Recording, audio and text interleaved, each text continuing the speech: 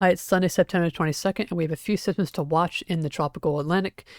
We have, in the short term, I want to mention the subtropical Atlantic, Invest 96L. This system has a low chance of development and is forecast to enter more hostile conditions in the next day or so, so the development of the system is not forecast, and land interaction from this is also not expected as it's setting out in the middle of the ocean. Now, in the tropical Atlantic, we will have a couple of tropical waves to watch coming off the coast of Africa.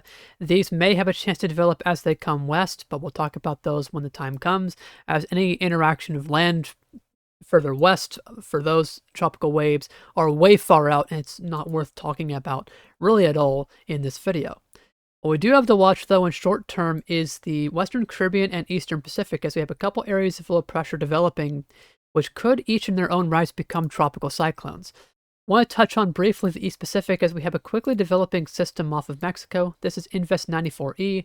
Now, we don't have a lot of information on how the system is doing beneath the cloud layer. We don't have a lot of scatterometer passes, at least from what I've seen, unless one has just come out.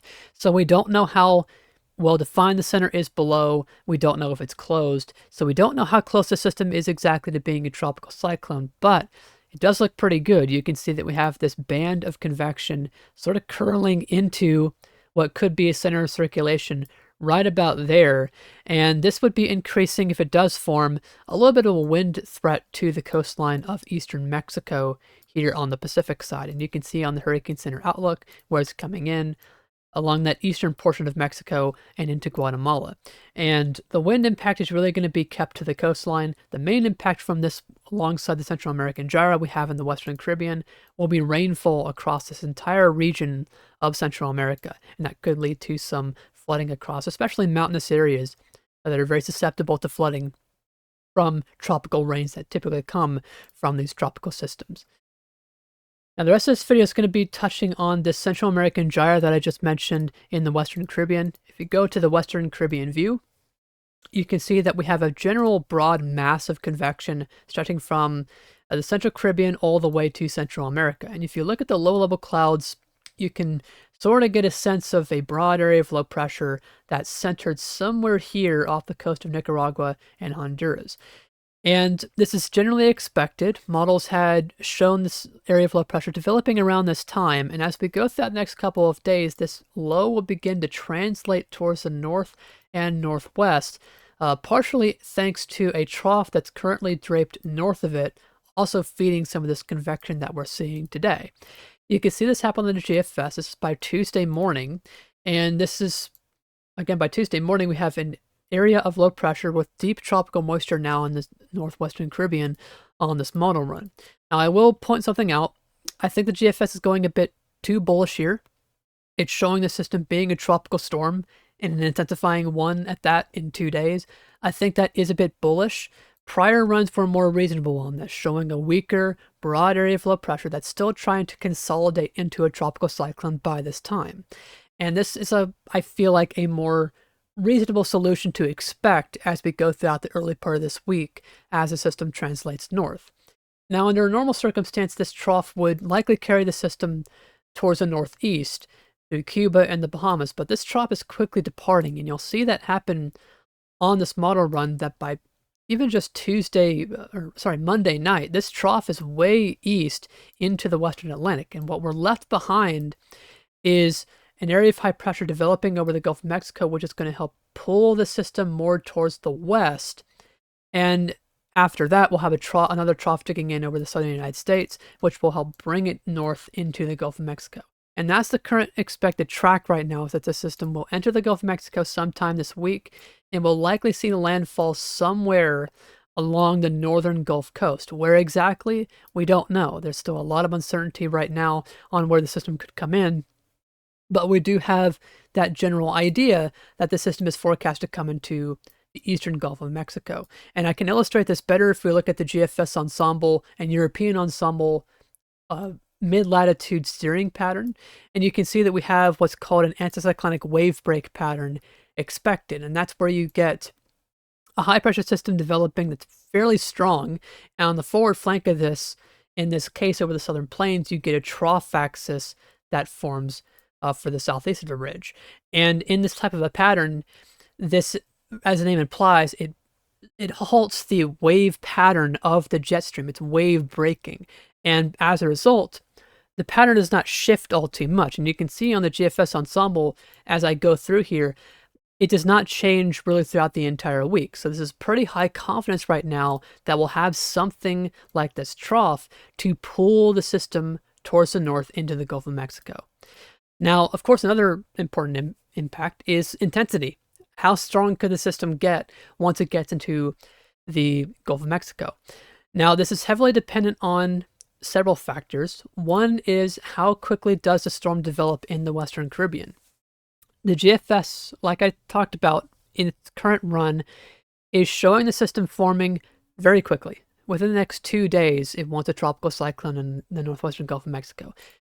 If that scenario does occur, then we could be looking at a much stronger storm in the Gulf of Mexico. But as of right now, I think that is too bullish. I think it will take a longer time for the system to develop. You can see on the GFS run, this is a 6Z run, so not its most bullish run. You can see it develops more reasonably, having it form into a tropical storm as it's entering the Gulf of Mexico. Then we get the system intensifying as it comes north, and you can see it intensifies quite a lot, the pressure getting into the low 960s on that model run. And this is to be expected as the environment does look favorable for the system as it comes north. You can see that as that trough departs that we talked about earlier, we're then replaced with a very nice area of high pressure right over our storm, and this persists as this enters the Gulf of Mexico. And we could also be looking at a jet interaction with this trough over the southern plains, and this type of a pattern is very favorable and volatile for hurricane intensification. The question is, how quickly does the storm develop? One thing that the storm will have to contend with is as this jet interaction takes place, it will be dealing with increasing southwesterly shear. If the storm has not developed well enough by the time that shear really starts to get into moderate or high values during the jet interaction, it could just collapse from that wind shear. Whereas if it's developed, it could intensify on approach. There's also the factor of forward motion. If we look at the GFS ensemble spread of current tracks, this is out to Thursday morning or late Wednesday night. And all these red numbers are showing you where our storm could be by that time frame. And you can see we have some solutions that are very fast, some of them coming in Thursday morning on this model run. But you can see we still have some members way back here entering the Gulf of Mexico only by Thursday. And there's also the uncertainty of west or east. Now, that doesn't really have much implications on intensity, I'd imagine, as we're not getting much more land interaction further west or east. But the forward motion is very important. If it's faster, less time over the ocean, so it has less time to intensify. If it's slower, more time over the ocean, more time to intensify. And there's a lot of this that we have to get ironed out before we can make any intensity forecast. And this is very important for any posts that you'll see online over the next couple of days. I know we've already had a lot of GFS runs posted online showing a major hurricane coming into the Gulf Coast. That's not the most likely scenario right now. Right now, I'd say a reasonable outcome could be a tropical storm, maybe getting towards hurricane intensity as the system comes into the Gulf Coast. That's about as far as I would go on this, as there's still so much uncertainty for the system as we go throughout the next couple of days. Now, if we do, say, go to Tuesday or Wednesday and we have a storm that's already formed and it's intensifying before it's in the Gulf of Mexico, then I'd say increase the chances of a stronger hurricane coming into the Gulf Coast. But be aware that you're probably going to see a lot of posts online talking about a very strong storm coming into the Gulf of Mexico. And you'll also see posts online as well that may be underplaying it, that may be saying that the system is maybe not going to develop at all. It's important to remember that in situations like this, you need to stay tuned to reliable sources. The most reliable source in the Atlantic Basin is the National Hurricane Center.